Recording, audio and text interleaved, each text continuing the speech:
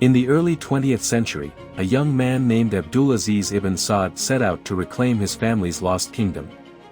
Born in 1876, Abdulaziz grew up in exile in Kuwait after his family, the House of Saud, was overthrown by the rival al-Rashid clan. At 26, in 1902, he embarked on a daring mission to recapture Riyadh, the ancestral city his family had ruled. Leading a small band of warriors, he launched a surprise attack on the Mosmak fortress and seized control of the city, marking the beginning of his reign. At first, Abdulaziz's victory meant little to the Western powers of the time. He was still regarded as just a regional warlord.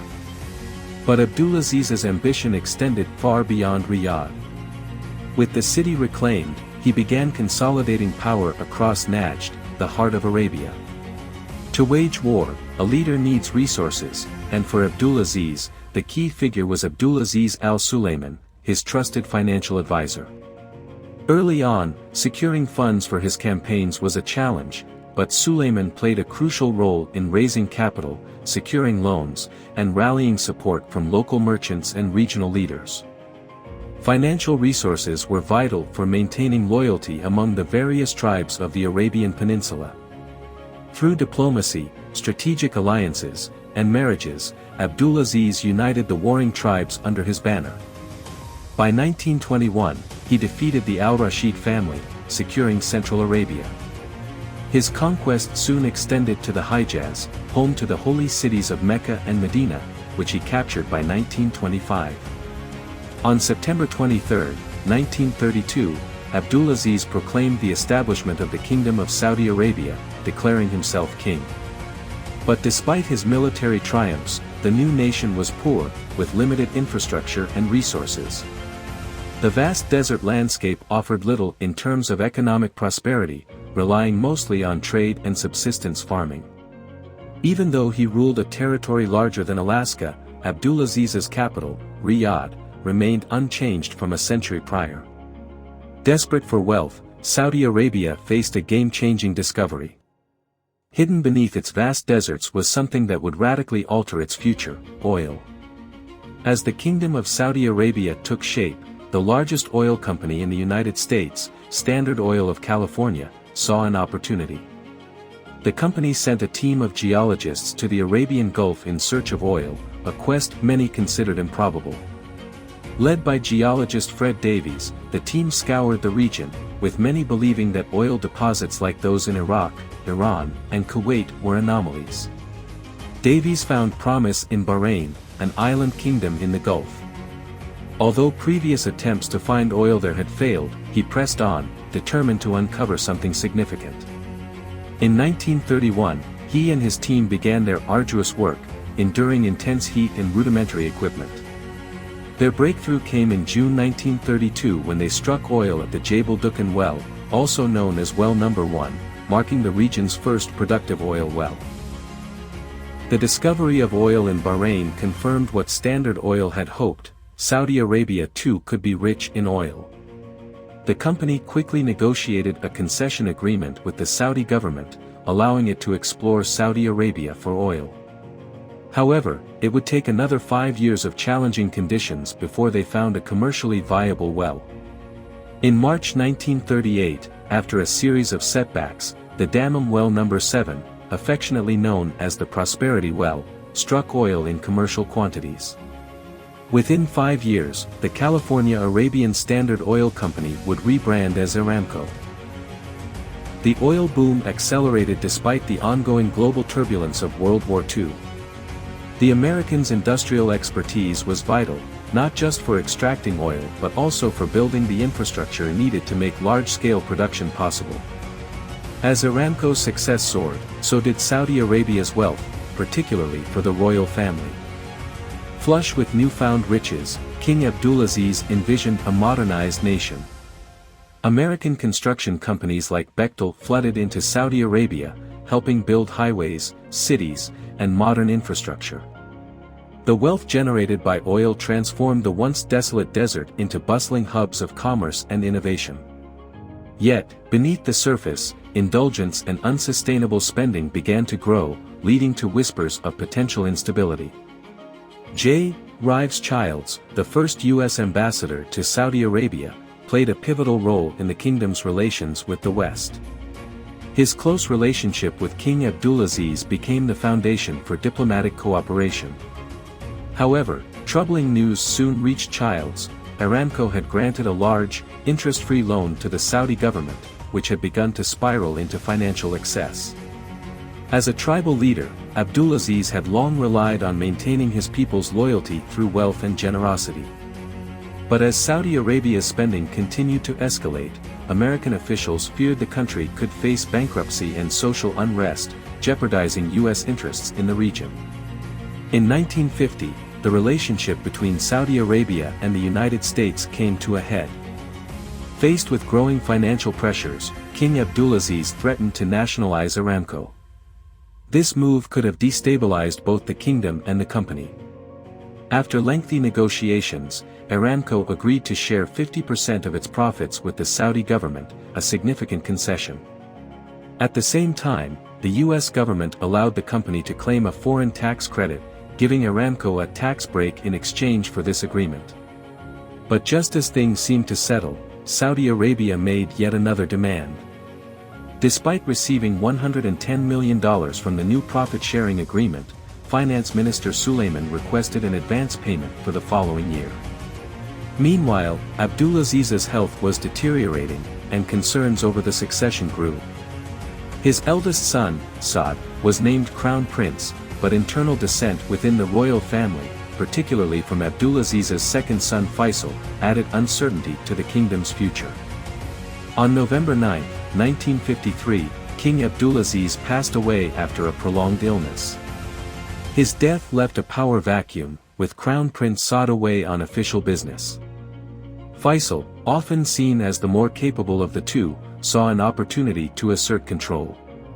But in an unexpected turn, Faisal pledged his loyalty to Saad upon his return, securing his brother's position as king. However, under King Saud's rule, Saudi Arabia's economy faltered. By 1958, the kingdom was facing a financial crisis. The country was deep in debt, inflation was rampant, and the treasury reserves were nearly depleted. As economic hardship worsened, Faisal, concerned for the kingdom's future, staged a bloodless coup, taking control of the government.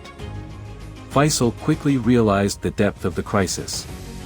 The Saudi government was on the brink of collapse, and its gold reserves were running low. He implemented strict austerity measures, cutting government spending, raising taxes, and reducing the country's dependence on Aramco's profits. Faisal knew that these measures, though unpopular, were necessary for the survival of the kingdom. Despite the challenges ahead, Faisal's firm leadership would guide Saudi Arabia through turbulent times, restoring stability and positioning the nation for continued prosperity. King Saad, now powerless, sees an opportunity to stage a comeback. In 1961, Faisal takes charge of the government's finances by establishing a strict budget, knowing the recession will eventually end but that discipline in spending is crucial. To enact the budget, Faisal needs King Saud's approval, something that once would have been a formality. However, with the support of a faction of princes seeking more funds, King Saud makes a shocking move: he refuses to sign Faisal's budget. Faisal views this as a betrayal and resigns in protest. Now back in power, King Saud's lavish lifestyle takes its toll on his health. By late 1961, he seeks treatment in Boston and Europe, providing Faisal with an opening. During Saud's absence, Faisal moves swiftly to regain influence. He fires Talal, the finance minister and Saud's ally, and begins removing other royal supporters. By 1963, Faisal's grip on power strengthens as King Saud's reign weakens. Faisal recognizes that his financial policies have saved the country from collapse and waits for the moment to strike decisively. That moment comes when Faisal finally ousts King Saud and exiles him. With his position solidified, Faisal focuses on Saudi Arabia's future. The discovery of oil transforms the nation, bringing unprecedented wealth through Aramco, though much of the family retains control. After King Abdulaziz's death, His son Saud's mismanagement leads to a financial crisis, pushing Faisal to step in. Through careful political maneuvering, Faisal becomes the country's ruler, vowing to bring fiscal discipline and modernize the nation. To do so, he needs a trusted finance minister. That man is Zaki Yamani, a respected lawyer and Harvard graduate with strong ties to Aramco. Yamani's calm demeanor and strategic thinking make him ideal for the role. Recognizing Aramco's vital role in Saudi Arabia's prosperity, Yamani pushes to increase the kingdom's control over the company, though he knows the Americans will resist. He remains patient, quietly acquiring shares in Aramco until 1968, when he boldly declares Saudi Arabia's intent to acquire a 50% stake. By 1972, Saudi Arabia holds 25% of Aramco, but Faisal seeks full control. The Yom Kippur War in 1973 provides the perfect leverage. In response to Western support for Israel, Arab nations, including Saudi Arabia, impose an oil embargo, driving prices up and showcasing the kingdom's influence over oil production. This newfound power enables Yamani to negotiate with Aramco's American shareholders, and by the end of 1974, Saudi Arabia secures a 70% stake. However, Yamani's success is soon overshadowed by an unexpected tragedy. In 1975, King Faisal is assassinated by his nephew, Prince Faisal bin Mausaad. Despite this blow, Saudi Arabia continues its path of economic modernization under King Faisal's brother, King Khaled. The kingdom's oil ambitions face a new challenge in 1975 when Yamani is held hostage during the OPEC meeting in Vienna. Despite the terrifying ordeal, Yamani is released unharmed and becomes even more determined to fulfill Faisal's vision.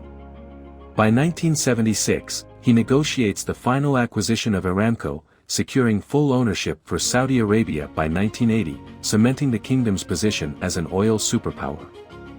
But even as Saudi Arabia controls the world's largest oil company, new challenges loom. In the early 2000s, fracking technology revolutionizes the global oil market, leading to a surge in U.S. shale oil production. Saudi Arabia, under the leadership of Ali Al-Naimi, Aramco's first Saudi CEO, initially dismisses this threat, but by 2014, the resulting oil glut forces the kingdom to reconsider its strategy. Despite the rise of U.S. shale oil, Aramco's resilience and ability to maintain low production costs allow it to weather the storm. By 2017, Crown Prince Mohammed bin Salman takes the helm, initiating the Vision 2030 plan to diversify Saudi Arabia's economy and reduce dependence on oil. A key part of this plan is the IPO of Aramco in 2019, which raises billions to fund modernization projects, signaling a new era for the kingdom. From its humble beginnings, Saudi Arabia has risen from a poor, isolated nation to a global economic powerhouse. The kingdom's journey, marked by strategic foresight and determination, has reshaped the energy landscape and positioned Saudi Arabia as a dominant force in both the global economy and international geopolitics.